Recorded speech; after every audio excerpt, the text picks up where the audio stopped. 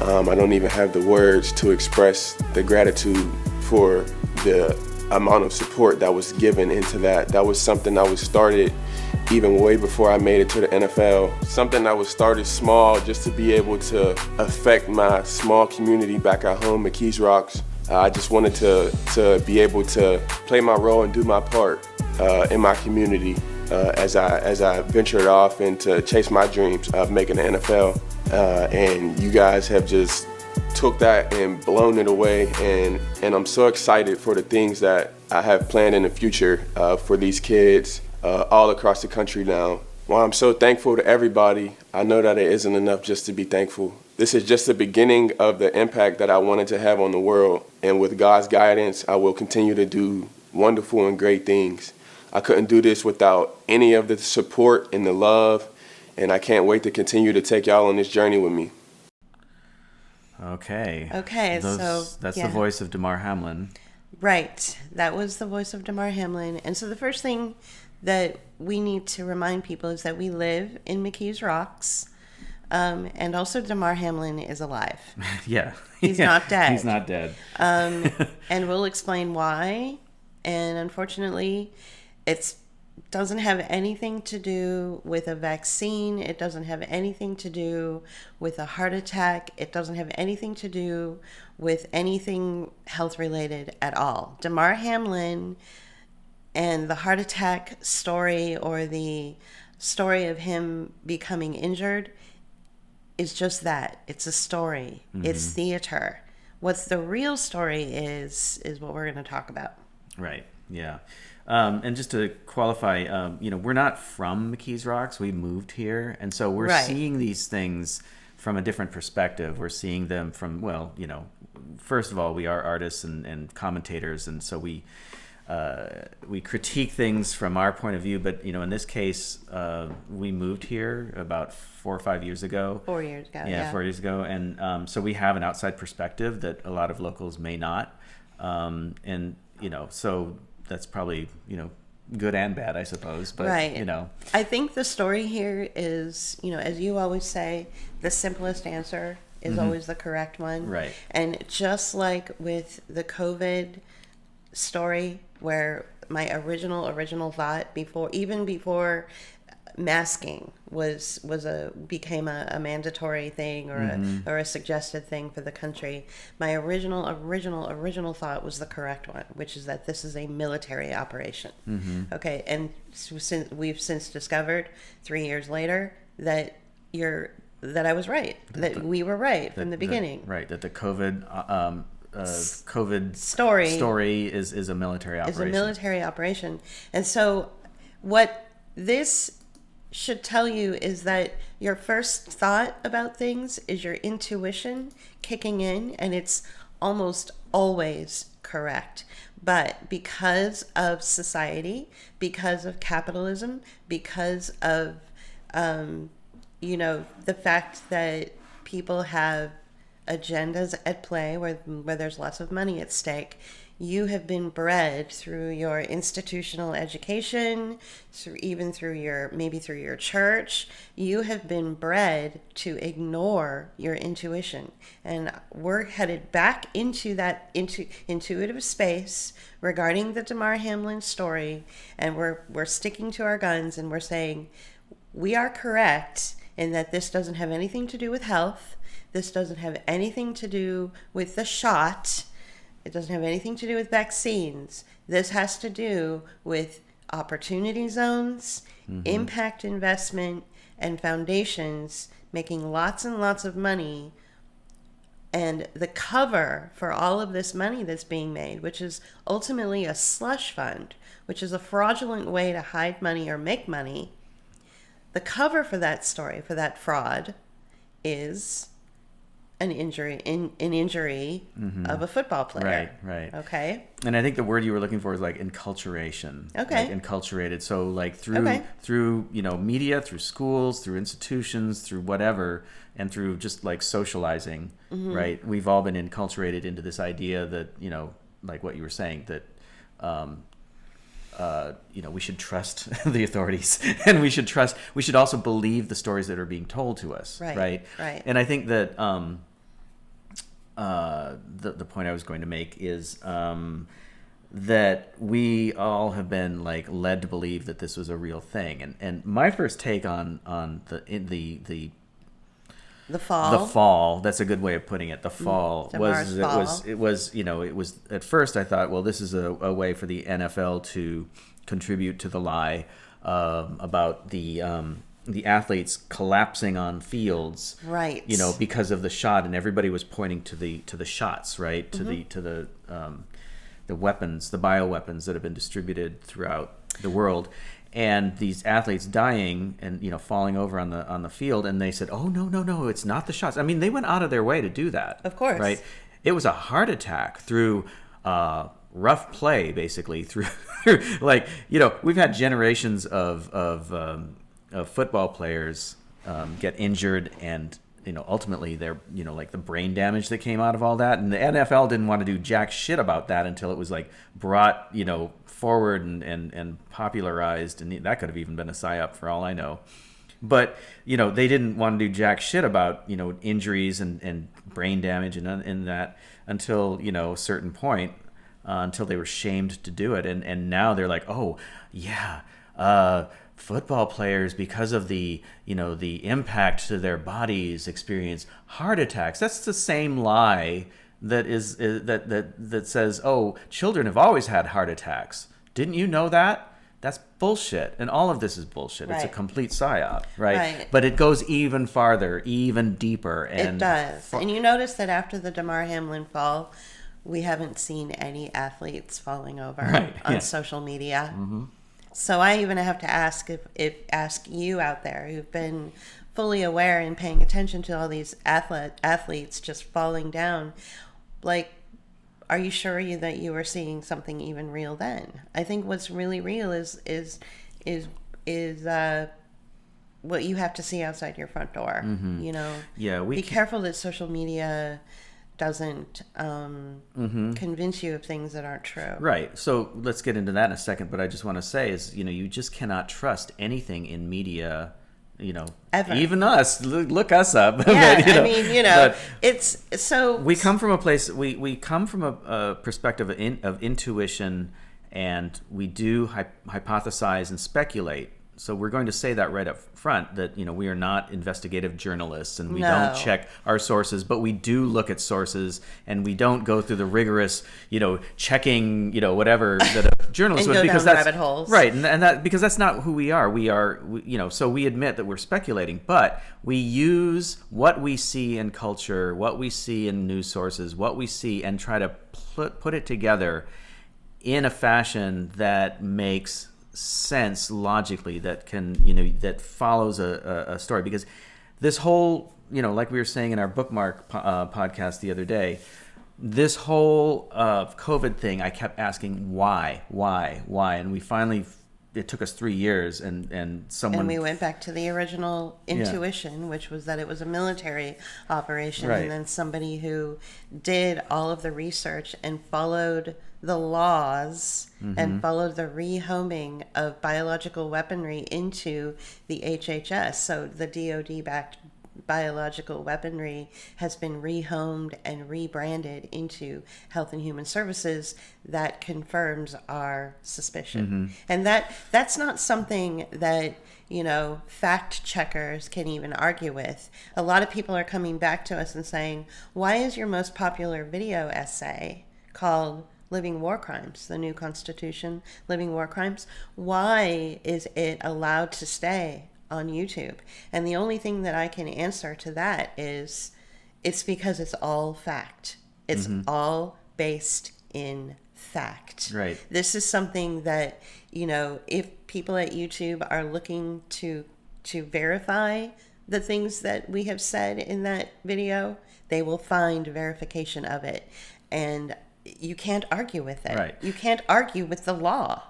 Or the law is working against you. And you featured all the websites that had the actual information that exactly. you were using, right? Yeah. So it's, then there was one source site that you can go to, and it's called Bailiwick News. Right. But even like the DoD and all these other places, they always tell you what they're doing. Always. It's just that it's hidden in plain sight. Right. Right. One of the reasons that we that we're holding on to this Damar Hamlin psyop.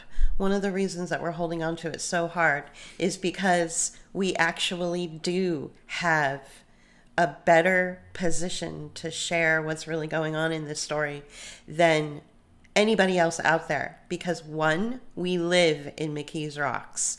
Two, we have become friends with and actually interviewed, and we were part of the goal for Sean Gibson's foundation and the mixed-use facility that he wanted to open up in McKees Rocks under the Josh Gibson Foundation, who was a legendary ball player here in Pittsburgh, Pennsylvania. We're friends with his great-grandson, Sean.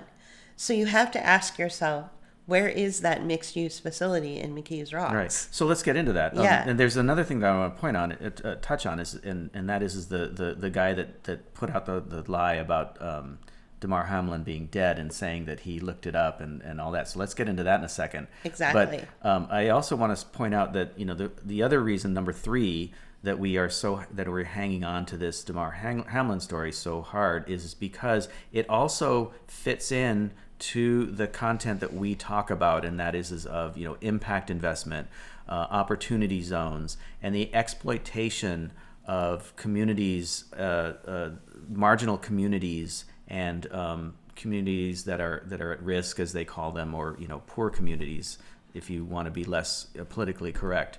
And so this fits right in because it's the exploitation of the goodwill of people, as well as the exploitation of the poor. Exactly. Okay, so let's talk about Sean Gibson. So we met Sean because he wanted to.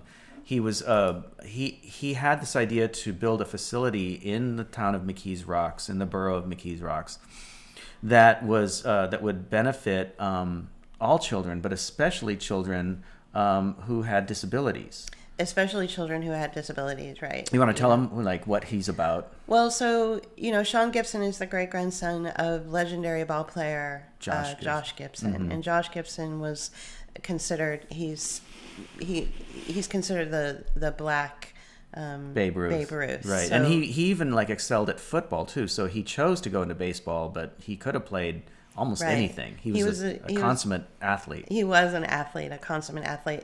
So one of the things that when the Damar Hamlin story came up, and the first thing that I did before I became emotional about seeing him fall on, I think it was January 3rd at that at the game that everybody was watching, I immediately went to his foundation and I thought, okay, so he's from McKees Rocks and he has a nonprofit. Well, Sean Gibson has a nonprofit, and although he's not from McKees Rocks, he wanted to actually open up an actual facility where you would have disabled children would have an opportunity to play sports and get physical exercise and be part of community, which growing up with an autoimmune illness in California, one of the best things for me was being able to engage in physical activity with other children. So this could have really helped the disabled community, and it would have helped the community of poverty that is McKees Rocks. And directly, yeah. Absolutely directly or indirectly, directly and indirectly. Yeah. So everybody would have benefited from this. And so we went to the town council meeting and listened as everybody voted it down. And basically ran Sean Gibson out of town. And he was shocked. We were shocked. It was a terrible thing to witness, to watch this community of color and community of poverty turn against one of their own, a Pittsburgher who'd done so much for the city, right, and has such a legendary position here. It was devastating to watch this, right, and so it started to. We started to ask questions. Why? Yeah. Let me just point out that he may not have grown up in McKees Rocks, but he grew up in Pittsburgh. Literally just across the border in Carrick, which is like a stone's throw from Away McKees from Rocks, McKees right? Rocks, So he right. had friends in this area. He grew up He in has this history area, here. so he Yeah. he grew up in this part of West Pittsburgh, okay, the west end of Pittsburgh, so he had roots here. Right. Right. So he had, he didn't have a claim, but he, so yeah, and let's point out that, and I keep saying that, but that this is a stark contrast between a nonprofit that's trying to build something in a community that will directly benefit the people in the community, as well as, Pittsburgh area and Allegheny County, people of color, disabled community, children of all kinds. And the reason that it was a good place was it was an area that wasn't being used. It was a field that could have been used. Yeah, it was just an empty field that he wanted to build on. It would have been perfect. It was near a bus line that had flat ground, which is unusual in Pittsburgh, okay, because it's a very hilly area. That would have been perfect for, For wheelchair access. Wheelchair access, exactly. Bus access, okay. But it had a serious NIMBY, NIMBY means not in my backyard. Not right. in my backyard. And literally, there was a woman who was literally did that. Yeah. At the meeting that we attended. And she came up with every fucking excuse possible. Now, the contrast is that this new foundation, the Chasing M's Foundation, Chasing Millions, is not trying to build something in the community, is not trying to directly impact, well, it's going to impact, but it's not directly benefiting the people in this community. It's benefiting investors, yeah. slush funds, yeah. racketeering and fraud, right. under the guise of a story that leads with your emotions, as opposed to leads with your pragmatic, practical, informational knowledge about what an impact investor does in an opportunity zone. The reason that Sean Gibson's foundation could not build the mixed-use facility in McKees Rocks is because McKees Rocks is a labeled opportunity zone, and opportunity zones don't exist to benefit the community.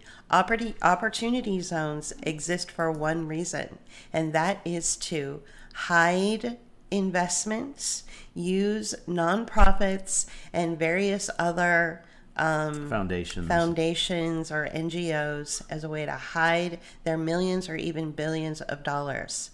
If Sean Gibson were to have built the Mixed Use Foundation for the benefit of the community, it would directly affect investors. They would lose money on the fraud that is an opportunity zone. That's why it never went forward.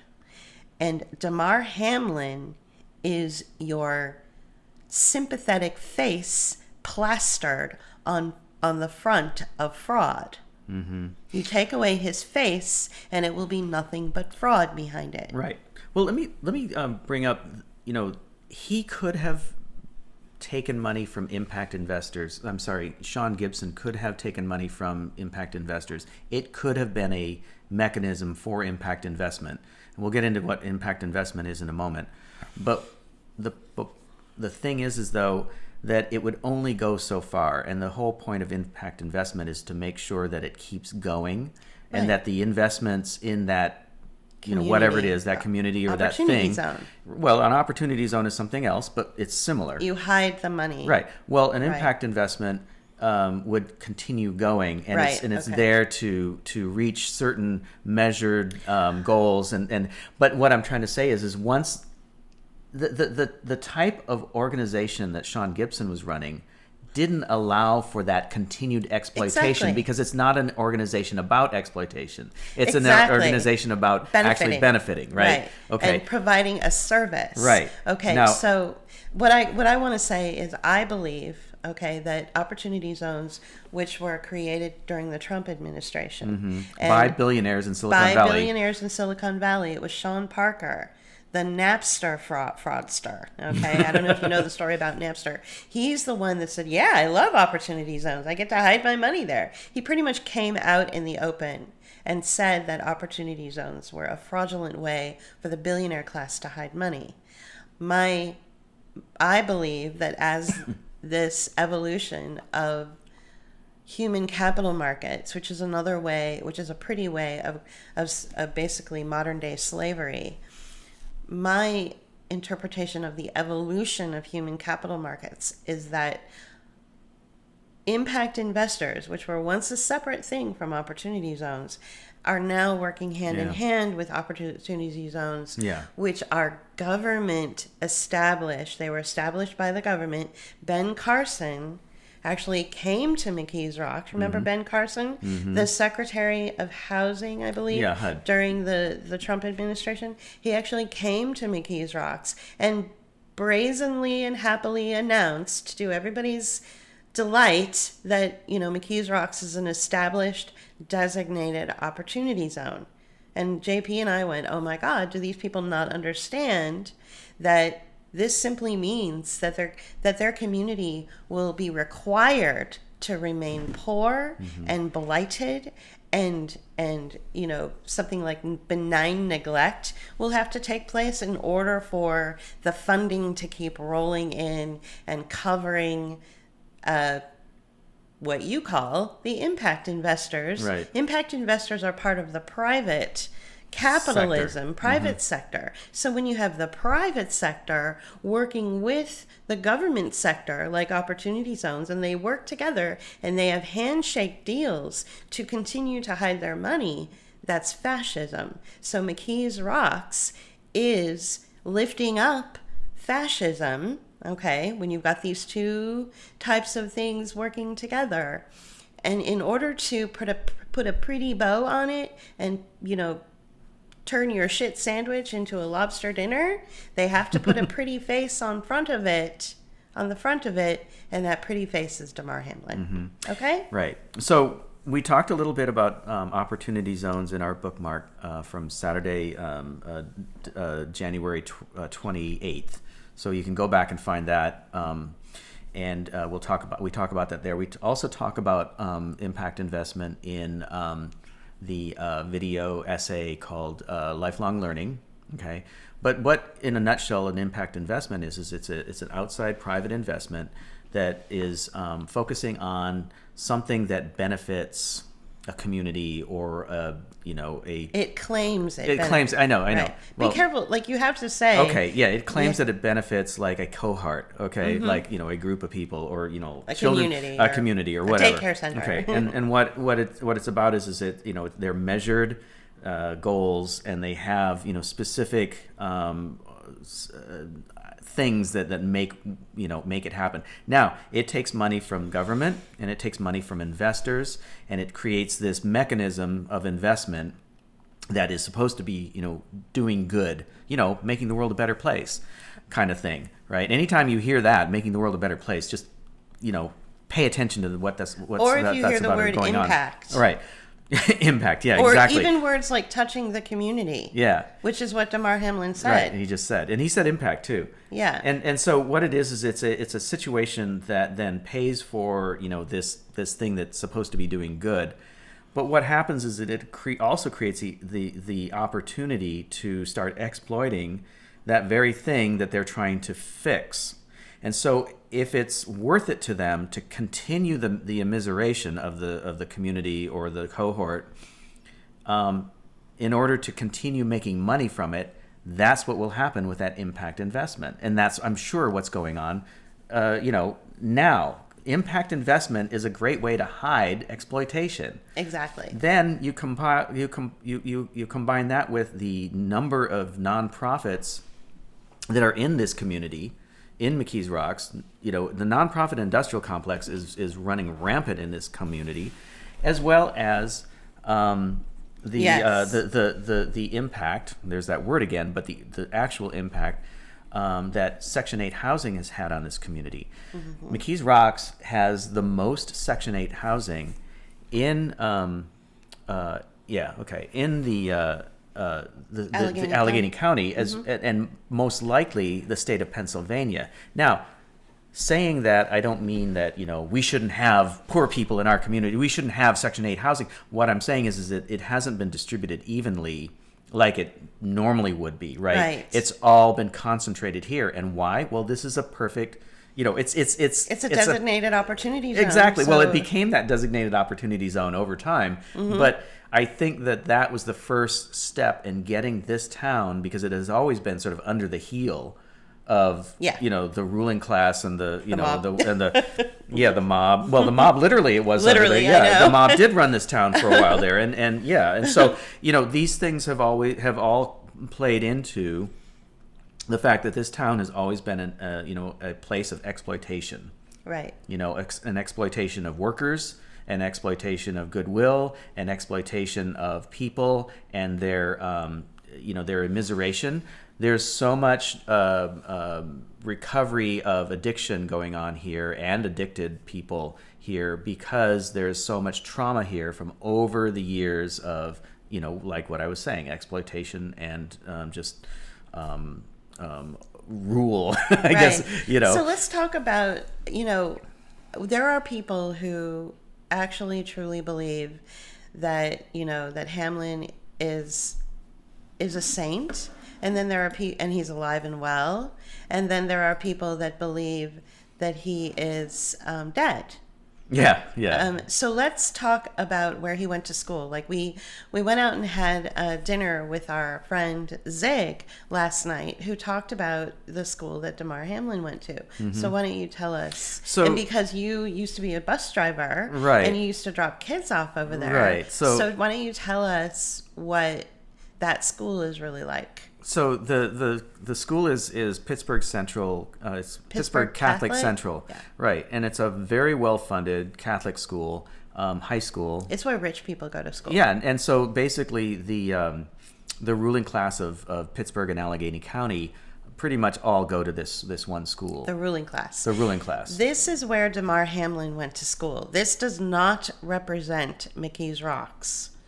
All right, so right then and there, you should be able to say to yourself, wait a minute, he claims he's from this impoverished community outside of Pittsburgh, and yet he went to a school, he went to a private school where the ruling class attends? So, that's interesting. Well, so Central Catholic High School offers scholarships, merits-based aid scholarships, and most likely sports scholarships as well. And I have a feeling that he was able to get some sort of scholarship through his athletic ability because they have a strong football team. Sure. And so their athletics are very strong in basketball and in football and everything, right? I'm going to push back against that a little bit and argue that I don't think Damar Hamlin is even that great of an athlete. So how did he get the scholarship? Well, I don't know. All I can... Because his mother is running a nonprofit in McKees Rocks. It's not a nonprofit. It's a daycare or a center. daycare center where I'm sorry, not a nonprofit, but a daycare center in McKees Rocks where she receives government funding in an opportunity zone as well as money from the people who need her services. And that this kind of institution, this Pittsburgh Central Catholic High School, is the kind of institution that molds and creates community leaders under the guise of a football scholarship. Okay? Mm-hmm. Yeah. So I don't necessarily think it was his athletic prowess that got him the scholarship. Because if that's the case, then there's a lot of kids out here who are amazing athletes. Mm-hmm. How come they're not getting a scholarship? Yeah. So he was smaller. Mm-hmm. His weight didn't quite... He just is not a very athletic looking person if you really look at him. He was, you know what I'm saying? Yeah. So yeah, and I can't really comment on that, but I can say that, when I was a school bus driver for about 3 years here in this area, I actually did have to take a couple kids out to Pittsburgh Central or Catholic Central, Central Catholic, and they were from McKees Rocks. Their normal bus driver called in sick, so I had to pick them up and take them out there. So the two boys, they were brothers, and they lived on our street just a few blocks up. And so I picked them up and took them, and they looked very much like kids that were being groomed for power or corporate lives and being put into that track of being the managerial class. Shall I say who these kids look like? No, or you shall don't need to. No, Okay. I don't need to say that because Okay. I don't need to say that. Okay, that's fine. But they looked groomed. They looked like they were being put into the track for the managerial class. Exactly. And whatever, that's fine. Get them out of the hood, whatever. But I guess what I'm trying to say is that is the type of students that go there, and the alumni are both in the ruling and managerial classes, right? And it was a pathway that allowed him to go to Pitt, University of Pittsburgh, Damar, which is just like around the corner from this high school. Literally, it is just around the corner from this high school. Right. And so all of this takes place in Pittsburgh. Now, I have a feeling, and I think I'm correct in saying this based on our conversation with Zig, is that the former mayor Peduto went to Catholic Central Catholic, because his sister, I believe, was the one that closed all the Catholic schools in Allegheny County because she was like in charge of the Catholic schools district in the diocese here in Allegheny County. I see. That when the COVID fraud took place, she was the one that closed all the Catholic schools. Interesting. So Okay. there's that connection with the Catholic Church. Well, I'm not gonna say this kind of like conspiratorial, kind of like, oh, the Catholic Church, blah blah blah, because I grew up Catholic. So I'm just I'm gonna say is that there goes there's a lot of power in these older cities. Even San Francisco still has some of that legacy, even though that's been kind of washed out through just like because it's not a city like Pittsburgh where people stick around and like families have been here for hundreds of years.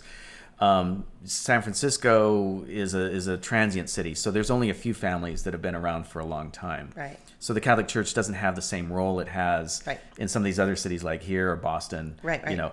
Okay, but so the power is there, and it's centralized in some of these institutions like Central Catholic High School. Right. I want to focus on the man himself. I want to focus on Damar Hamlin himself. Is he in on the fraud, or is he a useful idiot? And has he been programmed? And is he been psyoped himself into believing that he had a heart attack? Do you believe the heart attack story at all? No, I don't. No. So we speculated, when it first happened, it didn't look like a completely like a fake fall. Like oh, I faked falling over. It didn't look like that to me, but it also didn't look like these athletes falling on the field, like just falling flat, or like we'd that seen, or like that comedian who fell on stage after she bragged about taking the shots, and she cracked her skull. Right, she fractured her skull. Right, it wasn't that, and I was like, well, it could have been maybe some voice to skull technology that like knocked him out, or it could have been it could have been anything. Could have been dosed and got dizzy and fell over. We thought that maybe we were speculated some of that, but sometimes all of that gets in the way of the simplest answer. Right. And the simplest answer is that money talks. Mm-hmm. And for whatever reason, he's part of the scam. He's part of the racketeering and the fraud that gets committed regularly in opportunity zones. And I will say, I believe, like you said, useful idiot. So he could, again, speculation. It could be that, yes, he is part of it, but unwittingly knowing, unwitting part of it, meaning that he could have been convinced, hey, we're going to do this thing, or it could have been after he fell, so he may have been targeted by the the NFL or the DOD via the NFL. We know who this kid is. He has this background. Blah blah blah blah blah. He will work with us if we sell him the story right. Right. So they knock him out somehow, and they because I've been built up like this before in the corporate world. Sure, of course. They'll go, they'll build you up and then knock you down. Exactly. That's what I'm trying to say. That's what I'm trying to get at. Right. Is that this was probably something along those lines. Okay, that makes sense. Okay. I'm actually on board with that. So he was probably legitimately something toxic happened to him. He didn't just have a random heart attack. Maybe he was dosed. Maybe there was some sort of technology that knocked him over and made him dizzy. And then we were sold that he had a heart attack. When really what it was is he just got a little bit dizzy and fell over. And then when he woke up after being, out probably just for like an hour or two, they said, "Oh my God, you had a heart attack. You can't ever play football again. But here's what we're going to do. We're going to Colin Kaepernick you. Yeah, basically. We're going to turn you into an image. And that image is going to talk about going out there and outreaching to your community and telling people how much you love the community, especially the community of McKees Rocks, the Opportunity Zone. And you're going to be the front puppet for all of this good work, right?" And he's like, "Okay, that's fine. I will cut my losses. I don't have a football career. I was a little small anyway for the NFL. I hadn't really been in any legitimate, strong position on the field anyway. He was a safety. He was a safety. Whatever. I'm sure it's a necessary part of the game. Yeah, well, neither of us are football fans, so we don't know. Low man on the totem pole in the football. Well, sure. I mean, because he was a rookie, right? Okay, he was only a rookie. He's probably having his handlers, his mother, his family members, his image makers, his coach, the NFL spokesperson, all standing around his bedside saying, "Man, you're the greatest thing that ever happened. We're so sorry you can't play football anymore. Don't worry, you're still going to get a salary." Because if you remember when I looked at how they actually went, and he had a contract, and he said, "Should I become injured in the contract, I will get a certain percentage of my salary." They went against his own contract and still gave him a full salary. Right. A full salary. Right.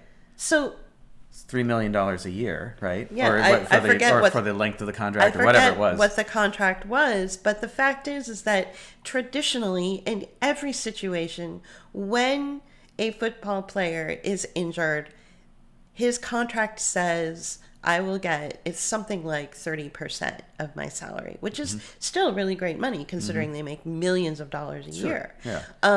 But for him, they gave him the full salary, not just the 30% or whatever it is. And how often does a football injury or a person who gets injured on the field, how often do they get lifted up like this?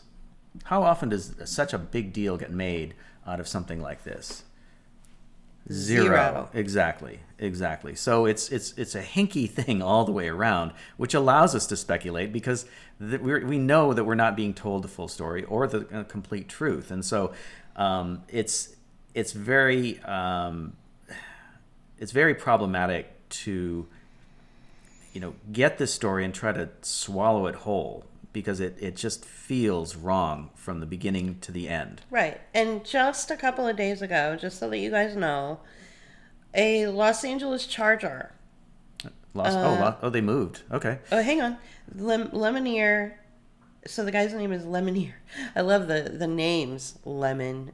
Right. Who knows if this story is true. But in another report of a sudden and unexpected death of a healthy younger person, Jesse Lemonier, a professional football player, has died. He was 25 years old. So he was, number 52. On the Chargers. And I know it says he played for the Los Angeles Chargers and the Detroit Lions in 2021. Oh, okay. So it doesn't say if he played at all in 2022. Probably not. If he was feeling poorly because of maybe taking a bioweapon. Right. Thinking he was getting a COVID shot. So when did he die? He died a couple days ago. But he didn't die on the field. No, he died. Okay. So, I'm just trying to say that why aren't we hearing foundations being made in his name? Right. Why isn't the NFL gathering his family together and placing his parents as the front of a foundation? Like, you know what I'm saying? No, because here we have the miracle story, right? He fainted he collapsed on the field. He had a heart attack is what they're saying. I know, he had a heart attack as a result of getting hit too hard, blah, blah, blah. And now he's recovered dramatically. He's had this dramatic recovery and everybody, and so when you see a campaign, and this has been a campaign, where people start wearing a certain color, where lights are lit all throughout the country, if not the world. Yes. In buffalo blue, right. And these symbols and these phrases, especially the specific phrasing that gets put out there. This is an organized campaign, and it's very similar to the pinpoint accuracy of the COVID campaign, which came out of the DoD. And so when you have these kinds of accurate campaigns where people are, arm in arm and lockstep with a particular message. It's a militarized effort to psychologically manipulate your emotions and your thoughts around this. You have to remain logical. You have to use your brain and skeptical, right. And use your intuition. Skepticism, intuition, and logic.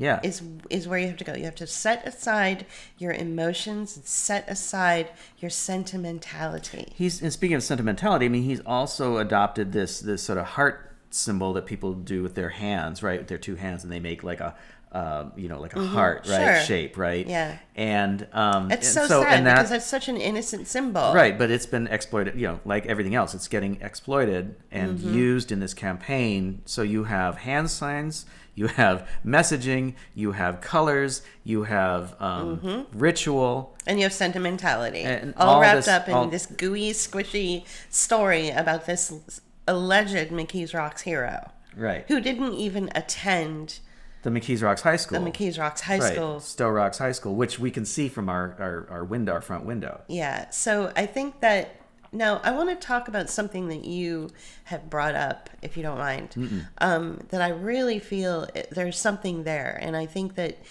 I want to really go there. I want to really get deep into it. You talked about the vetting or the searching. Sure. And when you said that, my brain immediately went into the tables that used to be set up in my high school in the late 1980s, where you would have military people scouting for young blood. And they would scout in poorer communities on purpose in order to bring the meat bodies out to the field so that the military could justify their expenses. And their existence. So take it away, because I think that's where we are with this Pittsburgh Central Catholic going out there and looking for potential bodies to represent. Interesting. So okay. Yeah. So so ahead, and I don't know if he went to Stowe Rocks grade school or middle school. I don't, because I don't know. I didn't follow that down too much. But plus we've only lived here for 4 years. Yeah. So he we moved here when he got into Pitt. Right. And so I want to start with the military and the draft. The draft kind of stopped. I mean, it's still there. It's still in effect. You still have to register, but they stopped really drafting people to go to war. Right. Okay. So the campaigns that we've been involved in, the 2 Gulf Wars and Afghanistan and all these other things, there's no draft. Why? Well, because they go into communities of poverty in order to recruit. And they've been deliberately, economic policies like NAFTA have decimated many communities throughout the United States. Well, why is that? Well, I suppose part of it is that, they can control people. And if they can control people and make them desperate enough, they will do things like join the military in order to, make some money, right? Or have some sort of career or get out of their poor community. And so, this just like reeks of exploitation. Now, that's a little different than what we're talking about with maybe say this Central Catholic high school. But I think it's the same idea where, when we talk about inclusivity and these kind of programs that are in the corporate world where they hire people of color, and it's the idea of identity politics kind of ruling Equity. and equity, right? And where it's more about, what you are, not who you are. This allows for easy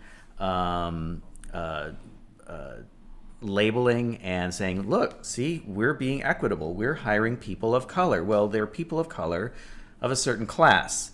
They're not necessarily poor people that come from the community that we're the neighborhood that we're living in, unless they find somebody that maybe stands out a little bit academically, stands out a little bit more athletically, or whatever, has connections somehow, right?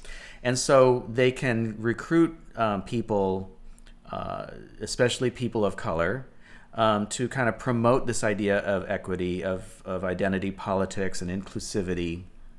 It's along the lines of like what we were talking about, that one CEO of that company, and I can't remember the name of it, but we did a breakdown of the bio economy. Sure. Yeah. Yeah. Oh and my she God, said yeah. she said we have people of color, like 100% people of color at the C level. At the C level of our that's of our corporate. right, and that's basically the CEO, the CFO, the C, Right. So right, it's not like the regular. C-suite.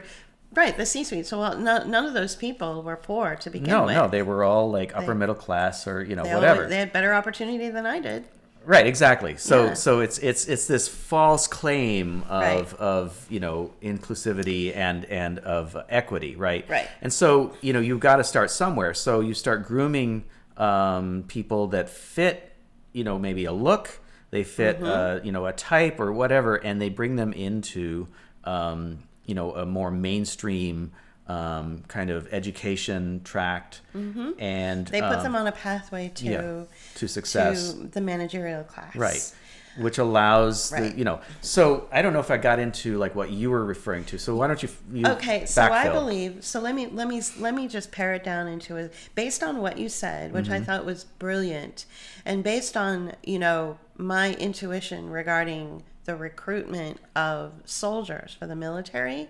I think what you have here is Pittsburgh Central Catholic is seeking out certain faces and personalities to bring into their community of privilege, and then groom them to become representations or spokespeople for the billionaire class. And billionaires only exist, just let's just get this out there, okay? And let's just make this very clear. Billionaires do not exist because they have extra special talent. Billionaires exist because the money was inherited to them, or they exist because they are exploiting the poor. That's it. They either inherited it from their families or their fathers who exploited the poor or exploited resources. Right. Or if they themselves grew up either middle or lower middle class or poor, they were put on a pathway to exploit the Right. poor. They certainly didn't lift them up by their own bootstraps. Right. There is no such thing as lifting yourself up by your own bootstraps. That does not exist. All right, so let's just get out there. So the billionaires at Central Catholic High School are looking for someone in a community that is underprivileged to represent their interests. They would like to continue to exploit the world for their profit and enter Damar Hamlin. His mother is a go-getter. All right. There is no two ways about it. She will sell her own child for millions of dollars, for $2, $3, $4, $7, $8 million, however much money the Chasing M's Foundation raised. Okay. So from the beginning, she was like, I do not want my kid in this community of poverty. I'm going to do whatever it takes. There's something laudable about that. I'm going to do whatever. And I have no problem with that. I'm going to do whatever it takes to get my kid into a better situation. I don't want him involved in drugs. I don't want him involved in gangs, whatever it takes. So she creates a daycare center, and she gets funded by the government, and she slowly starts to ingratiate herself into the community and also the larger Allegheny Pittsburgh community, and suddenly she is noticed by somebody like Central Catholic. They go to her and say, we want to bring Damar into our world, and she says, great. Okay, there's kind of nothing wrong with that, but the reason Damar exists to this day, and the reason that his Chasing M's foundation blew up so badly, was for exploitive purposes. So in the same way that the military recruits young, strong 17, 18-year-olds to recruit them into a system that will actually cannibalize them and hurt them in the long run, is the same thought process. Right. It's we're going to track, recruit this individual. We're going to groom him and mold him to represent our interests. Now, this person, unlike going to war, Damar will receive a nice, paycheck. He'll receive a nice funding. He'll get sponsorships. His clothing brand will blow up. I mean, he will see the benefits of it, but nobody in McKees Rocks will. Right. McKees Rocks is actually the equivalent of the soldier that is being tricked by the military to go out there and use his body as cannon fodder in order to support the further funding of the military apparatus. Right. Okay? Yeah. So it's pure exploitation. Pure exploitation. Of a community. And so, and to back this up, and this is something we've talked about before in our last footnote, we talked about Damar Hamlin. Hopefully this will be the end of it. Yeah, I think I'd like this to be the end of it. Yes. And that is that, most, the NFL players, the NBA players, the Major League Baseball players, all grew up as elite athletes, right? They grew up in a system that groomed them as athletes throughout their lives. Right. We're talking about even when they're in grade school, they'll get sponsorships, to pay for their hockey skates or their something like that. Yeah. or something. Okay. So to kind of illustrate that, I was a swimmer in the 70s as a kid. And I didn't get sponsorship or anything like that, but there were back then it was the amateur athletic union, and that was the track that got you into like the Olympics, right? So you had the Junior Olympics, and then if you did really well, then you'd end up in the Olympics. Well, the only kids that really could like pursue that were kids that were of privilege that had money. Their families had some money. I knew a kid could afford to send their kid, right. Like in your case, to private lessons and 8-hour, practices and stuff like that. During the summertime, we would practice probably 5 hours a day. Yeah. And 2.5 in the morning, 2.5 in the evening. Yeah. There was a kid on my team who was one of those consummate athletes. He was an amazing swimmer, but he also was an excellent football player. I don't know whatever happened to him. There's another kid that his family did have means, and that I'm sure he continued on if he was good enough. He wasn't that great of a swimmer, so I don't know if he did well enough to continue into the Junior Olympics. Right. The kid who was the consummate athlete did make it to the Junior Olympics at one point, but I quit. I kind of lost track of all that. But my point is that, it's a lifetime of playing and grooming and playing in a specific level of athletics. And all these kids grow up and they know each other from playing each other on other teams. So to illustrate this further, I heard an interview with some members of the Cleveland Cavaliers, and they said this outright. Yeah. It's like, and they're a basketball team, for those of you who don't know. They said this. We know the guys that play on opposite teams. Because we go way back. Right. Like we grew up together. Exactly. Right? And You've got the Golden State Warrior kid going, oh yeah, that's my buddy over there who plays for the Cleveland Cavs. Right. Yeah. So okay. So you have we go way back. So even though they're young men of color, okay, they grew up in a situation where they were coming from the middle or upper middle class, mostly upper middle class families that could support that or find ways of funding it that did not break the bank for them. Right. Right. It was part and parcel of their growing up. and their family was able to truck them around to the practices and get them to school, and right. They had the means to do that, and the means to do that. Nobody in McKees Rocks has the means to do that exactly for their kids. Exactly. So Damar didn't fit what you're I'm describing. saying is he didn't fit that mold. He did not fit that mold. So how does a person that comes from his background get into that track? Well, what you were talking about, you get recruited into the system to be a token. At the worst, okay. At the worst, a token of inclusivity and equity, right? But at the best, just a another sort of groomed individual who's brought in, and it's sort of like this Pygmalion kind of thing, right? Right, exactly. So he was made into something. And again, I'll ask you again, now that we've gone through this, do you think that he's part of it? Do you think that he's part of this I think inadvertently he is. Yeah. I think he's more of a useful idiot. That's a nasty way of saying it, but I like this idea that I had where you have his groomers, his trainers, his parents, his coach. You've got representatives from the NFL. You've got media people all surrounding him saying, oh my God, you were a great football player. You had a heart attack. You can't play again, but no worries. You still have a career. Mm-hmm. And you get built up through that kind of thing. And like we pointed out in the corporate world, I mean, that's how people get exploited or they make it, right? Right. They somebody, comes along and is their mentor and grooms them and gets them and builds them up, or opportunities are presented through advancement within the ranks. Sure. Right. Let's talk about his foundation for a bit. Yeah. Okay. And then and then I want to end, before we finish up, I want to end with the bullshit around his death.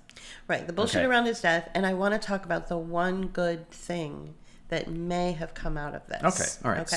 So what was the next thing you wanted to do? I want to talk about his foundation. Okay, let's talk about his foundation. Because you found some information that was really good about Chasing Millions, which is the name of his foundation. Right. And there was some weirdness around that. So why don't you just talk about what you discovered? Okay, so I was reading this article, and we don't have to read it. It's just that there was. And the article is from a website called Sporting News. And so it's the header is what is Damar Hamlin's charity? I'll just read this paragraph, okay? Mm-hmm. Hamlin established the Chasing M's Foundation to give back. This is from earlier this month in January, I think January 15th. Right, it was a couple of weeks after he fell. Hamlin established the Chasing M's Foundation to give back to children in his home community of Western Pennsylvania.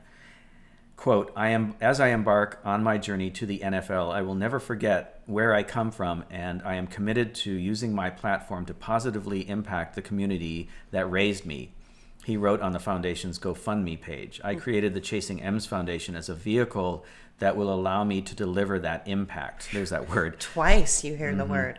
When you hear the word impact, people, that's not a good thing. Right. Now that should warn you. Right. Now this exploitation is taking place. Right, exactly. And I think that honestly, I think that this, because it was like this sort of backwater GoFundMe campaign that only made like maybe a couple grand. Yeah. $2,500 that it really was kind of legit because it didn't really raise much money. Right, it didn't raise much money at first. Right. It wasn't until he got hurt or until he fell right. that suddenly it was worth millions. It went millions. And so there's a mention of that here in this article where he says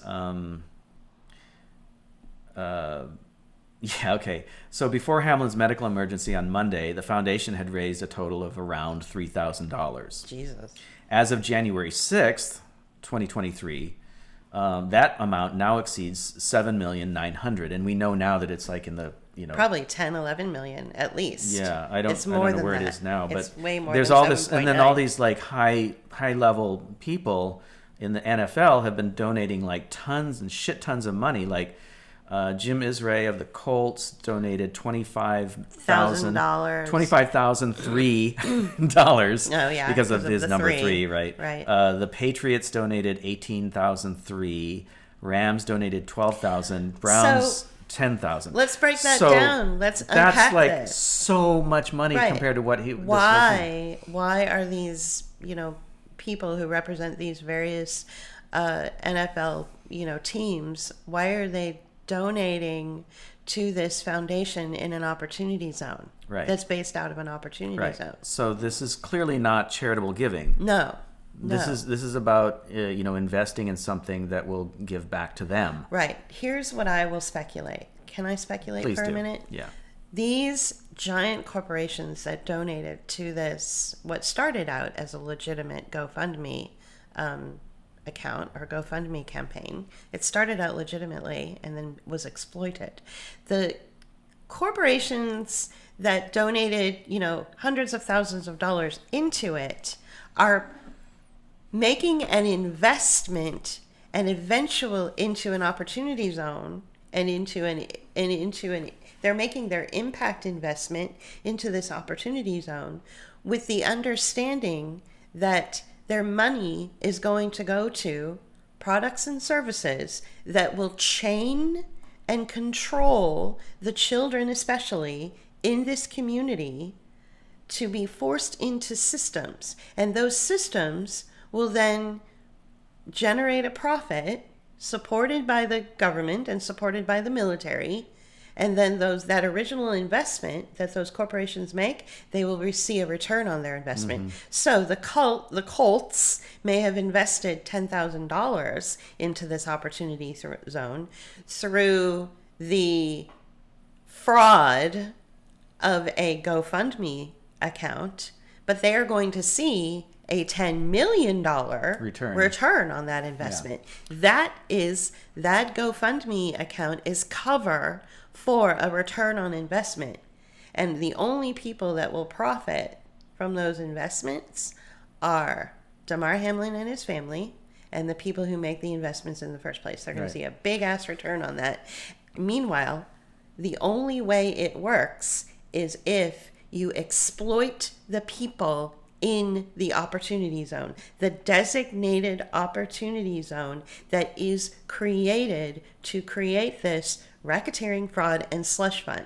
Okay? I don't know how else to put this. This is not about a health crisis. No. This is not about a heart attack. This is not about whether he's dead or alive. He's very much alive, and he's very much a part of an ongoing scam called opportunity zones and impact investments. Right, and so like we pointed out before, the programs that get set up as a result of these impact investments, these opportunity zones, the nonprofit, industrial complex, is all about creating services for people who need them. But the services are set up to help them only so far in order to keep those people or people like them coming back for more. Exactly. So that the money can keep getting put into it, and the money gets, the investments get returned, and you have people that are employed now within this nonprofit, this NGO or whatever organization. So you have an economy that these people are making money from, and they may not even live in the community. Of course they don't live in the community. Right. Even Damar's mother doesn't live in the community. You don't think so? No. God. Well, she might live nearby, but yeah, I doubt she lives in. I doubt she lives in West Park. Come on. So this is why you can't have, if I was going to be sitting down and trying to, tell our friend Sean Gibson, this is why you weren't able to have your mixed use facility to help the community, because of what you just said. Right.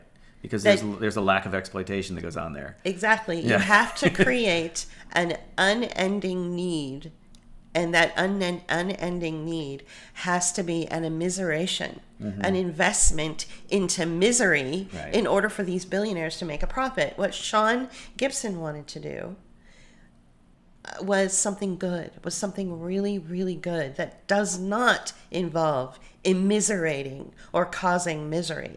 It lifts people up. Right. You can't have that in an opportunity zone. Right, exactly. Then there was something else that I wanted to say about that. You wanted to talk about his health, too, I know, before we close out. Yeah. The other thing that you pointed out to me the other day, and this also goes along with this whole fraud, is that he is now being lifted up as sort of the spokesman of this foundation, right? It's not about selling clothing.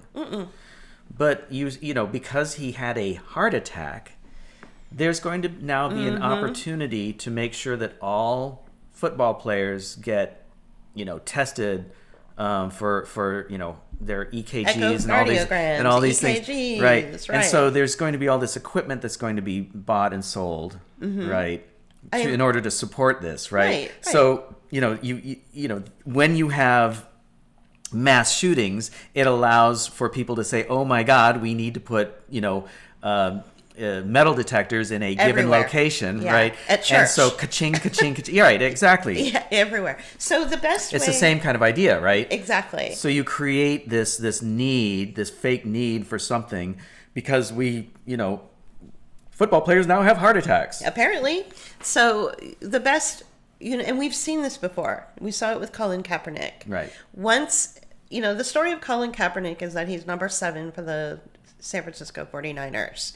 And during the national anthem, he sat down on the bench. He did not take a knee. People forget that. Right. He sat down on the bench. Colin Kaepernick was kind of small for a football player. And a lot of people, when this whole thing was happening, where he sat down during the national anthem and everybody was upset and all this stuff, only a few people were like, he's not actually very big for a football player. Like, what's he doing on the NFL to begin with, and he could have played baseball. So Yeah, so what's going on there? So Colin Kaepernick probably was told, hey, look, we have this problem with racism in our country. And, how do you feel about that? He's like, well, I think that's a terrible thing. He's probably a private conversation with his image maker, with his handler, with members of the NFL, with, lawyers, who knows? Maybe local, maybe somebody from the ACLU came and talked to him, Yeah, exactly. Or even BLM, right? Had a private meeting with him. Right. And said, we have this problem. And so they buttered him up and got him to a point where he was like, yeah, we have a racism problem in our country. So I'm going to sit down during the national anthem because the national anthem is all about, Right. Supporting racism. Racism. Which we agree with, know. So... Or something like that. So he sits down, and what happens after that? Suddenly, out of nowhere, you've got social movement organizations like Black Lives Matter. Suddenly you have terminology like go running rampant through corporate America that says we need to equalize our demographic we need equity in our hiring, we need to be inclusive. Suddenly everything changed in corporate America, right? Yeah.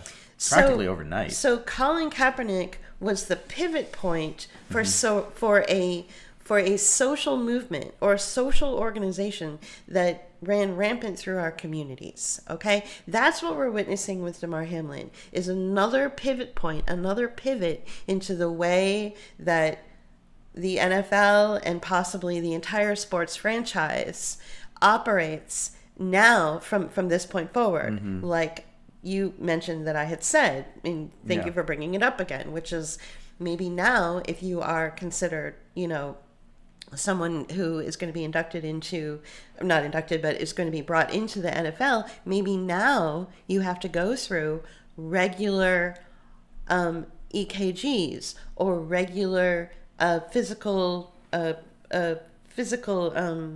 Right. Well, I'm sure they have to do that anyway. You have to do that anyway. It's just a new level of it. It's a new level of it. Right. It'll be a deeper level. Like they're going to check your heart. Right. They're going to check your blood. Like all this stuff. Well, yeah. And it impacts the medical community. And it gives rise to the medical community saying, oh my God, how are we going to meet this new need that the entire sports industrial complex is going to need us to meet this need?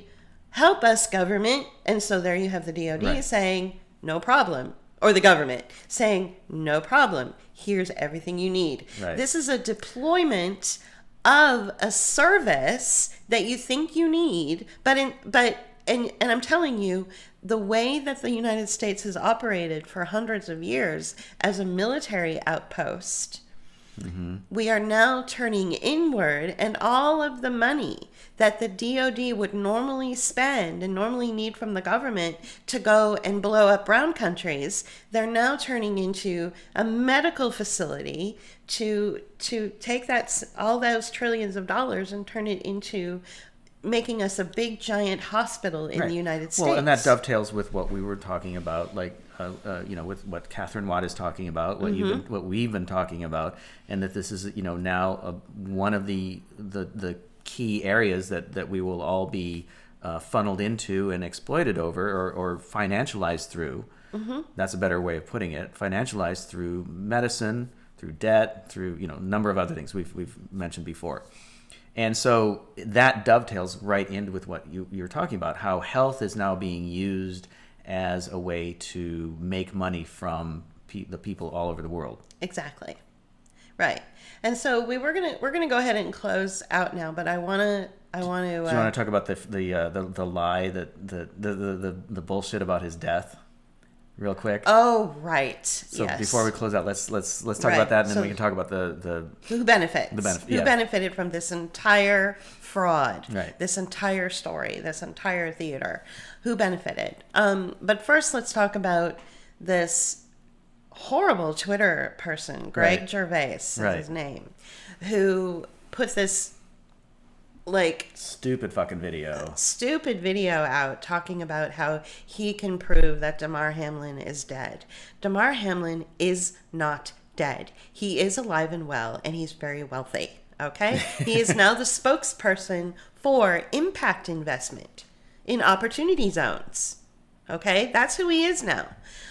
Just like Colin Kaepernick is the spokesperson for social movement impacts. Okay, like I just said. So this gentleman, this guy, Greg Gervais, this Twitter account. Yeah, I know, right? This Twitter account, Greg Gervais, is trying to convince people that Damar Hamlin is dead when he's not. And he's basically saying, see here, I've got his name and his mother's name and his age and the fact that he lives in McKees Rocks to prove that he's dead.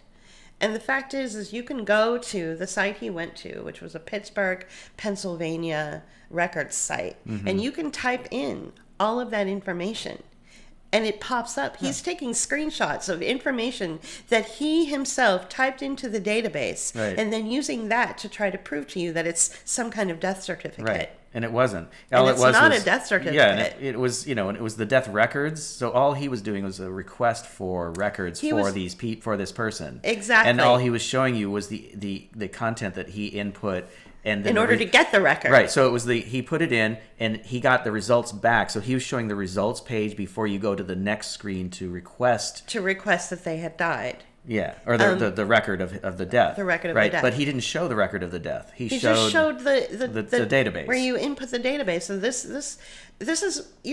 is another aspect of exploitation, which I want to touch on very quickly. This entire Damar Hamlin story came on the heels of so many people who know that the COVID shot is actually a bioweapon. Deployed by the Department of Defense, and they have good intentions in wanting to make sure that people know this and that people stop injecting themselves, and if they have already, to go and seek care, really good care that could hopefully reverse the damage. They have these doctors, these researchers, these people have really good intentions. They have been watching for an entire year, video after video after video of athletes falling flat down and dying in the middle of the game. They're terrified, they're upset, I get it. And then suddenly they see on national TV, Damar Hamlin falls down in the same way, and they think, oh my God, this is finally it. We're finally going to see something come out. It's going to stop. There will be justice served. And so these people see this Twitter announcement that Damar Hamlin is really dead, and they don't realize that those sincere emotions that they have are being exploited once again. Right. By this Greg Gervais guy. He is a terrible person for doing this. Right. Because he's just doing it for his own benefit. He's doing it for his own benefit. He put horrible, music to it to try to rile up. He should be arrested just for that. Yeah, right, exactly. To try to rile up your emotions. I mean, he's just one of the most insidious people in this whole process, for exploiting doctors who have been doing really good research, throughout this entire process. And I want, people to lead with logic and lead with understanding the mechanisms that are behind this entire thing and our life right now. Mm-hmm. And once they understand, once they see the gears turning behind the scenes, mm-hmm. it will suspend their sentimentality. It'll suspend their emotion. Yeah. And this guy is just nothing but an exploiter. Right. Now, when we say logic, we're not saying, don't ignore your intuition. Right. Don't allow your emotions to lead you, but you can rely on your intuition. And all intuition is your experienced knowledge. Right. Right. Your experiential knowledge. Right. Exactly. Yeah. And so let's talk about the who benefits kind of. Right. So there's one good thing to come out of this story. Mm-hmm. The one good thing to come out of this story. Oh, there's maybe a couple things. Yeah. I mean, besides the obvious who benefits, right? The people who are benefiting from the exploitation, right? But then there's the sidebar of there's some good things that have come out of this. Right. So some good things is that a couple of local venues, were on in the New York Times. Mm-hmm. And so as a result of that, some small businesses in McKees Rocks may be getting a little bit of a boost as a result of that. Right. And so for that, I'm grateful. Right. And for that alone, mm-hmm. And also, we live in McKees Rocks, and I would ask, I would say, well, wait a minute, we live in McKees Rocks, and we're kind of media people. Why didn't the New York Times come to us and interview us? Because this is what the New York Times would get from us. Oh, Damar Hamlin didn't have a heart attack.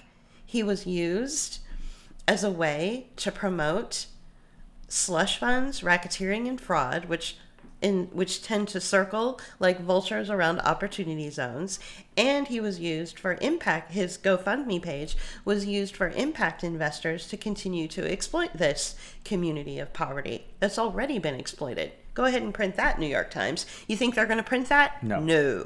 They're going to go to the local theater and they're going to, do a feel-good story. Mm-hmm. And if it means that our friend who runs this local theater gets a little boost, then that's what benefits, and I'm fine with that. Yeah. And so I want to really stress that the community of McKees Rocks, while they're draped in blue and wearing number 3 and being very sentimental about their hometown hero, apparently, they are not the ones to be wagging your finger at. I'm not talking down to them. I'm not making fun of them. I'm not criticizing them for their sentimental reaction or response or connection to mm-hmm. Damar Hamlin. Pittsburgh has very strong connections, so I'm not talking down to them. No, that's one of the things we do admire about this area is the family ties and the social ties. The social ties here are really strong. Yeah. Unfortunately, those social ties are being exploited mm-hmm. for obscene profit, and that obscene profit comes at the expense of actual lives. Mm-hmm. And that's the part that I'm criticizing, and that's the part that really bothers me. And I have to stress that Damar Hamlin's story was never, ever about the COVID shot. It was never, ever about health or heart attacks. It was about exploitation of poor people by the billionaire class and using this kid as a way to do that. Yep. Okay. Well, thank you for listening to another Footnote.